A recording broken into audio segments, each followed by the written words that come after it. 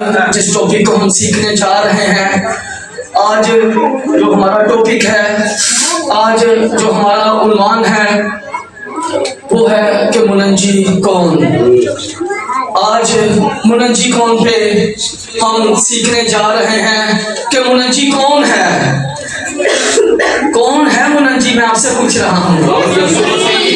तो खुदावंद यीशु मसीह हमारा मुनज्जी है, खुदावंद यीशु मसीह हमारा परमेश्वर है, वो हमारा अकाई नामधात है, वो फख्र मौजूदात है, वो बसे तखलीक़े कायनात है, वो मालिकुल रोज़े व जज़ा है, वो मज़ाले किब्रिया है और वो किब्रिया की टहनी तरह बैठा है, किब्रिया की टहनी तरह बैठा है।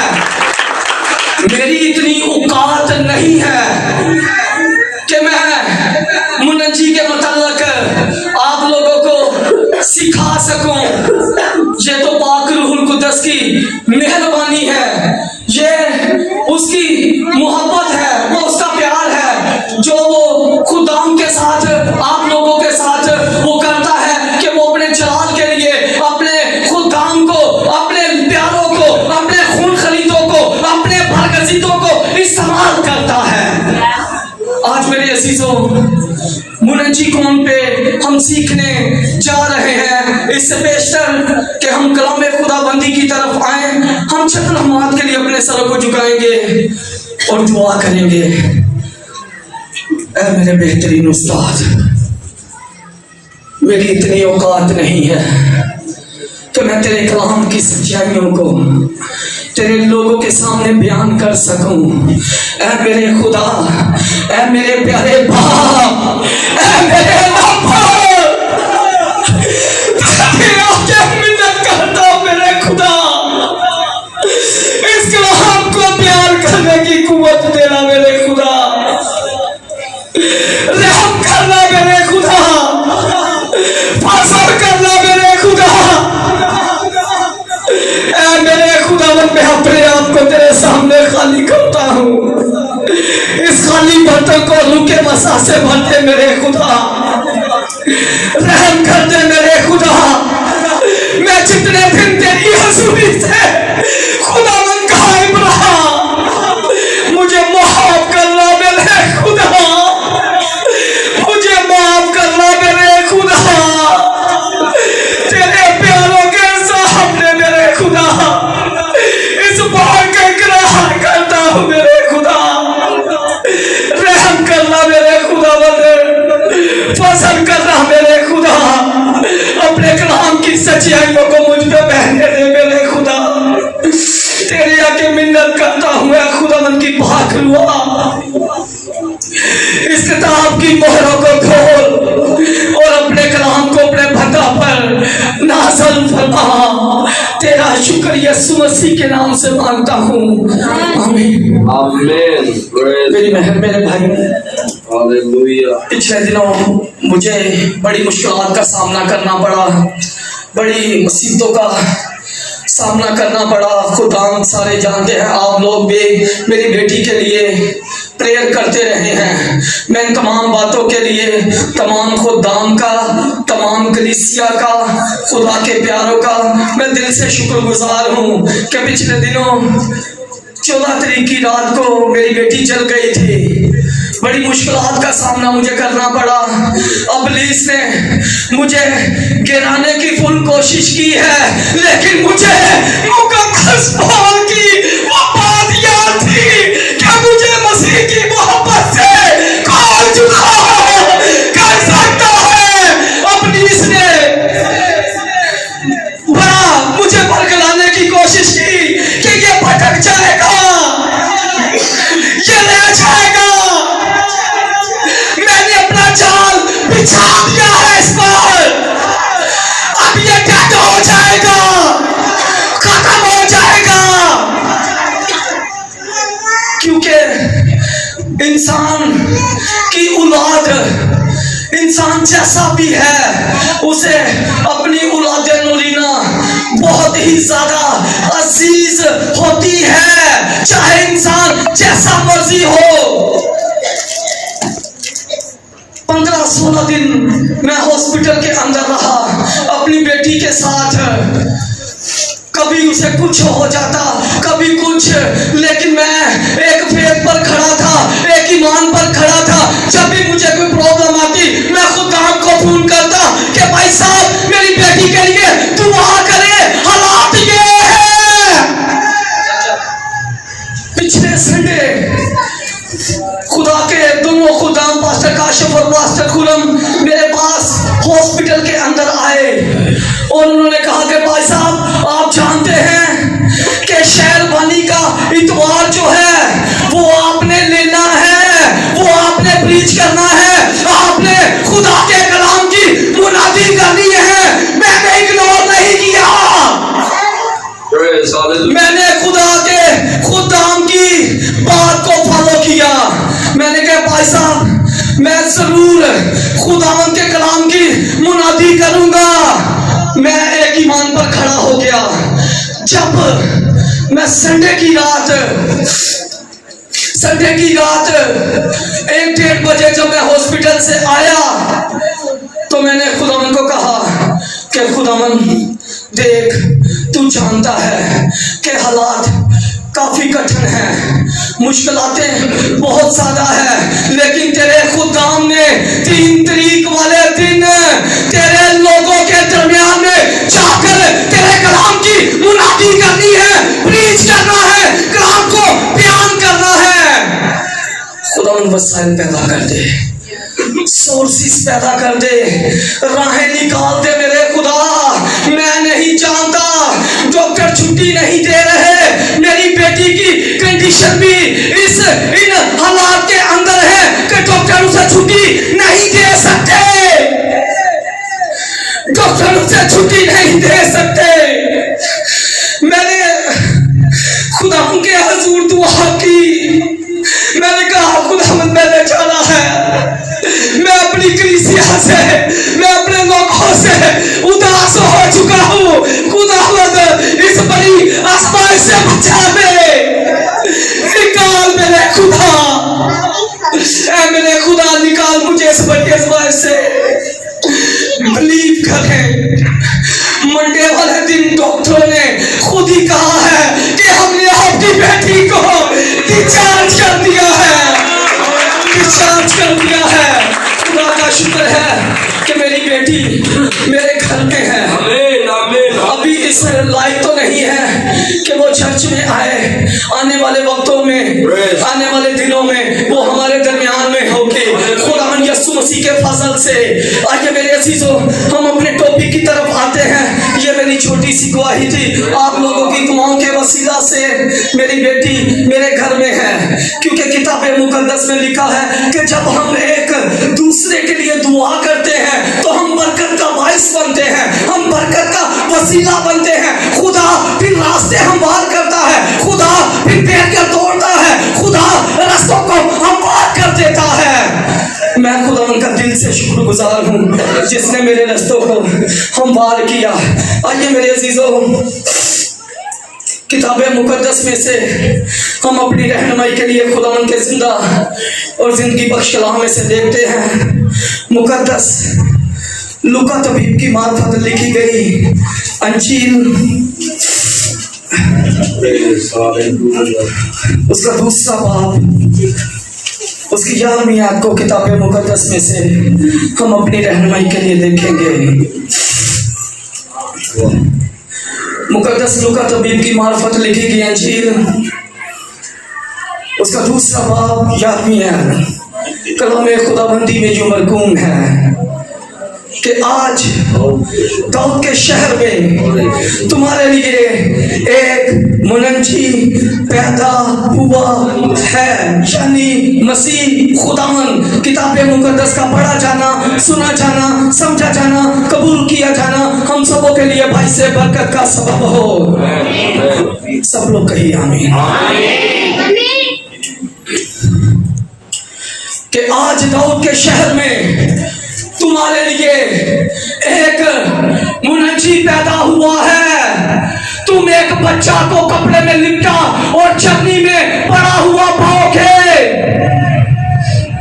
ये लोग अपने गल्ला की निगरानी कर रहे हैं,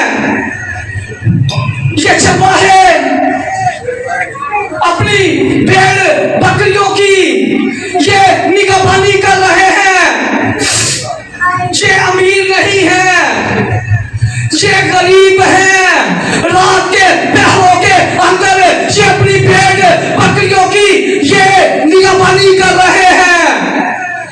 कोई उम्मीद इनके पास नहीं है कि हमारे साथ क्या होने वाला है, कुछ पता नहीं है, कुछ खबर नहीं है कि हमारे साथ क्या होने वाला है। तुम एक बच्चा को कपड़े में लिपटा और चटनी में पड़ा हुआ पाओगे। किताबे मुकद्दस में लिखा है कि यकायक आसमान से इन पर नूर चमका इन पर, और उस नूर में से आवाज आई, तुम एक बच्चे को कपड़े में लिपटा और चटनी में पड़ा हुआ पाओगे। ये चरवाहे हैं, इन्हें एक और चरवाहे की न्यूज दी गई है, खबर दी गई है। चरवाहों को एक और चरवाहे की खबर दी गई है कि तुम एक बच्चा को कपड़े में लिपटा और चटनी में पड़ा हुआ पाओगे, चटनी में पड़ा हुआ पाओगे। हमने किताबे मुकद्दस में इन बातों को पढ़ा है कि बादशाहों का बादशाह, खुदा बंदों का खुदा, लेकिन मैंने पूरी बाइबल में इस बात को नहीं पढ़ा कि मुनंजियों का मुनंजी एक ही है, और वो मेरा और आपका यीशु है, वो मेरा और आपका यीशु है। गठरियों को खबर दी गई कि तुम्हारे लिए एक और निगहबान चरवाहा पैदा हो चुका है। नबियों ने उसकी पेशेंगोई की कि यसी के तने में से एक कोम्पल निकलेगी और वो बार होगी। मुकद्दस यसाया कहता है कि उसका नाम अजीब, मशीर, खुदाए कादर, अब्दियत का बाप, सुलह और शांति का शहजादा होगा। मुकद्दस बंदी को कहा गया, जब खुदावंद यीशु मसीह की पैदाइश हेरोदिस के जमाना में हुई तो वो बैतलहम में पैदा होगा, बैतलहम में वो पैदा होगा। पेशेंगोइयां की गई, लेकिन गिलहरियों को क्यों इस बात का कहा गया कि तुम्हारे लिए एक मुनंजी पैदा हुआ है, तुम्हारे लिए एक मुनंजी पैदा हुआ है। भाई, क्यों गिलहरियों को कहा गया, नबियों को क्यों नहीं कहा गया कि तुम्हारे लिए एक मुनंजी पैदा होगा? गठरियों को ही क्यों इस बात के बारे में बताया गया कि तुम्हारे लिए एक मुनंजी पैदा हुआ है। तुम एक बच्चे को कपड़े में लिपटा और चटनी में पड़ा हुआ पाओगे। फरीसियों को क्यों नहीं ये बात बताई गई? सदूकियों को क्यों नहीं ये बात बताई गई? नबियों को क्यों नहीं ये बात बताई गई? ये मेरे अजीजों एक बहुत बड़ा भेद है, ये एक बहुत बड़ा भेद है। इस फलसफे को, इस भेद को सिर्फ गिलहरियां ही जानते हैं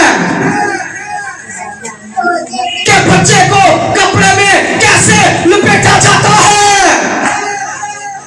ये एक आम बात है कि जब बेटी या बेटा डिलीवर हो जाता है तो उसे कपड़े पहनाए जाते हैं ताकि इसे ठंड या गर्मी से इसे बचाया जाए। लेकिन यीशु मसीह को क्यों चरवाहा है, चर्बी के अंदर पड़ा है, गठरियों को ही क्यों इस बात के बारे में बताया गया है, बचा क्या है? क्योंकि इस साइंस को सिर्फ गठरियों के सिवा और कोई नहीं जानता कि जब उनके भेड़ बकरियों के जब बच्चे डिलीवर होते थे तो उनके साथ वो क्या करते थे, उनके साथ वो कैसा भला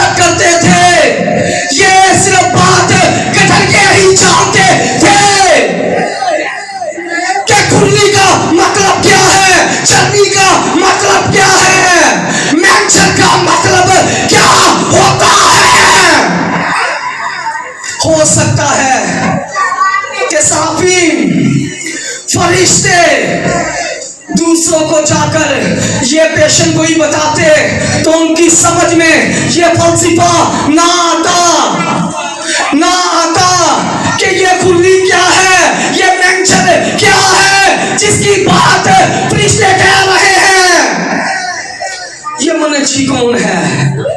हो सकता है कि उसकी समझ में ये बातें, उनकी समझ में ये बातें ना आती, लेकिन कलाम जिस जगह पर जरूरत होती है कलाम की, खुदा वैसा कलाम करता है, क्योंकि हमारा खुदा जिंदा है, वो पाक है, वो महीब है, वो जलाली है, वो उत्तम है, वो मौसम है, वो जरूरत के मुताबिक बात करता है, जरूरत के मुताबिक बोलता है, जरूरत के मुताबिक ही वो कलाम करता है।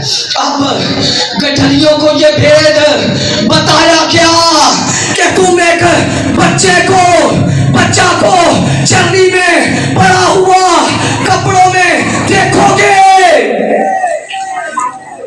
गठरिये इस बात से हैरान नहीं हुए कि ये चरनी क्या है, ये मुनज्जी कौन है, नहीं हैरान हुए, ना ही वो परेशान हुए।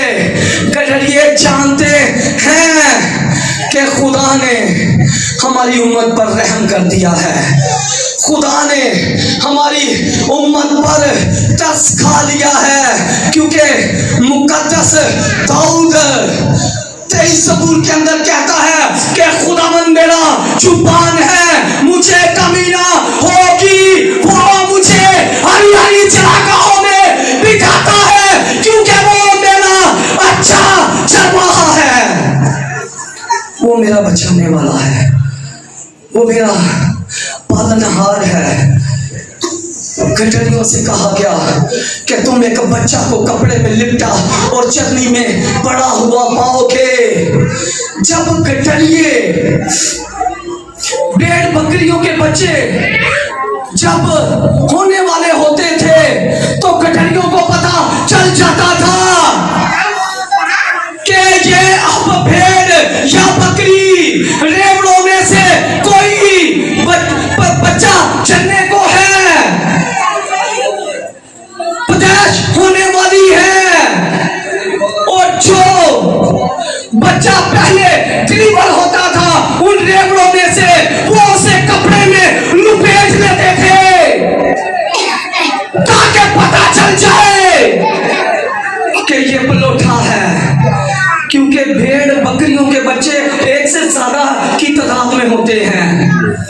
वो उसे उस बच्चे को कपड़े में लुपेट लिया करते थे। गठरिये चरवाहे जब भेड़ बकरियां बच्चे डिलीवर करती थी तो वो कपड़े में लुपेट लिया करते थे। जो पिलोठा होता था उस पिलोठे को कपड़े में लुपेट लिया जाता था ताकि पता चल जाए शरीयत के अंदर लिखा है, चाहे कोई बेटी है या बेटा है, पिलोठा मेरा है। गठरिये जानते थे कि अगर हमने इन्हें कपड़े में ना लुपेटा तो शरीयत के अंदर लिखा है कि कुर्बानी के लिए पिलोठा खुदा के हजूर चाहिए, तो फिर हम पिलोठा कैसे देंगे? वो इसीलिए उस बच्चा को कपड़े में लुपेट लेते थे।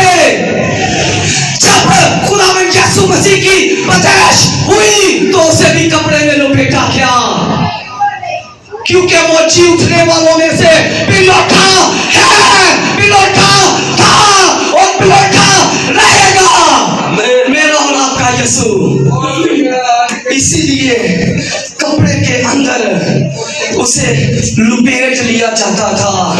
इसीलिए ये फलसफा, ये साइंस गठरियों को ही बताई गई, गठरियों को ही बताया गया इस बात के बारे में कि तुम्हारे लिए एक मुनज्जी पैदा होगा, तुम एक बच्चा को कपड़े में लिपटा और चरनी में पड़ा हुआ पाओगे, पड़ा हुआ पाओगे। गिडलियों ने इस बात को सुन लिया है, इग्नोर नहीं किया, इग्नोर नहीं किया इस बात को। उन्होंने इस बात को सुन लिया है। फरिश्तों ने आकर खुदा का पैगाम दे दिया है, लेकिन इग्नोर नहीं कर रहे। अगर कोई पाकिस्तानी होता ना तो उन्हें कहना सी यार फरिश्ते ने कह दिता तो फिर की होया, इसलिए ही कही है, हो सकता झूठी होवे। फरिश्तों ने कहा है तो फिर क्या होगा? अगर कोई पाकिस्तानी खादम होता तो आई एम श्योर उन्हें कह देना सी, उसने कालिम को इग्नोर कर देना था, लेकिन गिडलियों ने इग्नोर नहीं किया। दूसरा बाप उसकी 15वीं है, तो प्रोफेसर साहब मेरे लिए आप पढ़ेंगे तरह। दूसरा बाप 15वीं है। कलाम अक़दस में लिखा है कि जब फरिश्ते उनके पास से आसमान पर चले गए तो ऐसा हुआ कि चरवाहों ने आपस में कहा कि आओ बैतलहम तक चले और ये बात जो हुई है और जिसकी खुदावंद ने हमको खबर दी है देखें। आमीन। चरवाहे चुप करके नहीं बैठे, उन्होंने कहा है कि हम इस बात को अपनी आंखों से देखना चाहते हैं कि हालांकि ये हकीकत ही है, ये हकीकत है, हम चलकर खुद देखना चाहते हैं। हम अपनी आंखों से उस मुनज्जी का दीदार करना चाहते हैं, हम अपनी आंखों से उस मुनज्जी को देखना चाहते हैं। और आज हम मुनज्जी की आवाज को सुन लेते हैं, लेकिन इग्नोर कर देते हैं, इग्नोर कर देते हैं। ते ख्वाहिशां बड़ियां बड़ियां, बयानात बड़े बड़े तब ही होंगे जब मुनज्जी आपकी लाइफ के अंदर होगा, आपके घरानों के अंदर होगा, वरना साफ अल्फाज में बोल जाओ नहीं होगा। आई एम श्योर ये मेरी बात नहीं है, बाइबल के अंदर लिखा है कि एक नौकर दो मालिकों की खिदमत नहीं कर सकता, या तो एक से मोहब्बत रखेगा और दूसरे से अदावत रखेगा। एक नौकर दो मालिकों की खिदमत नहीं कर सकता। अगर उस मुनज्जी को हासिल करना चाहते हैं तो इस खुली को साफ करने की जरूरत है, इस चरनी को साफ करने की जरूरत है, इस चरनी को साफ कर दीजिए। खुद ब खुद मुनज्जी आपकी चरनी के अंदर आ जाएगा, खुद ब खुद मुनज्जी आपकी चरनी के अंदर आ जाएगा। मुनज्जी आपके हालातों को बदल देगा। क्या वो चरवाहे चरवाहे रहे, छोड़ दिया सब कुछ, भेड़ बकरियां उसी जगह पर छोड़ी है। पढ़िए इस बात को, दूसरे बात को पढ़िए। छोड़ दिया है उसी जगह पर, सब कुछ अपना छोड़ दिया है। भेड़ बकरियां चराने वाले मुनादी करने वाले बन गए, तबलीग करने वाले बन गए, मुनादी करने वाले वो बन गए, भेड़ बकरियां चराने वाले और जैसी के ने मुनादी करने वाले बने हैं। यहाँ क्या हमने जो कुछ हम संडे से हासिल करते हैं कलाम, क्या हमने किसी को बताया है कि हमने आज ये सीखा है, हमने आज इन बातों को सीखा है? किस मुनज्जी की आप बात कर रहे हैं? किस मुनज्जी की आप पूजा कर रहे हैं? किस मुनज्जी की आप प्रस्तिश कर रहे हैं?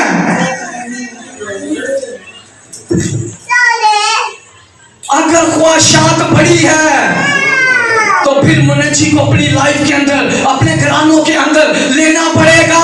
फिर मुनज्जी काम करेगा, फिर मुनज्जी आएगा, फिर मुनज्जी दिल की मुरादों को पूरा करेगा।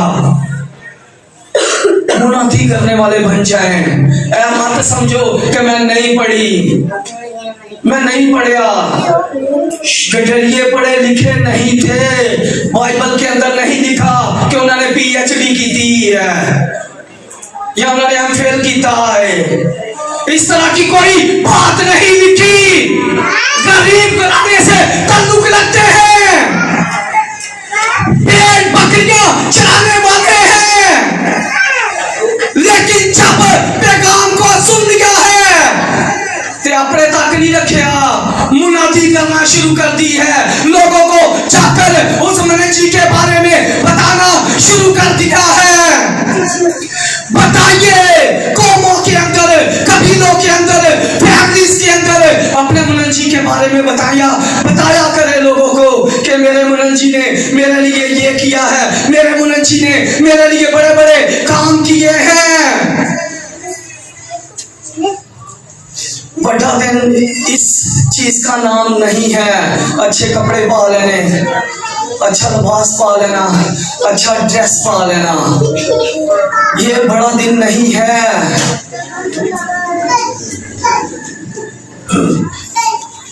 बड़ा दिन ये है कि आप एक दूसरे से मोहब्बत रखें,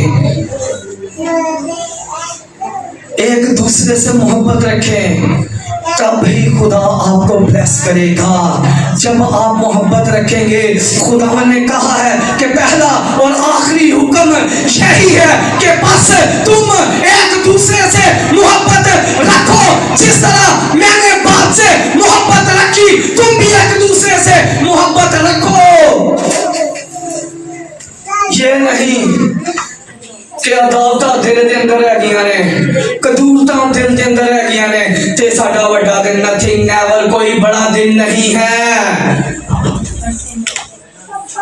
निकालिए इन बातों को अपने अंदर से, इस चर्नी से निकालिए। अगर चाहते हैं कि मुनंजी इस चर्नी के अंदर आए तो फिर निकालिए इन बातों को अपने अंदर से।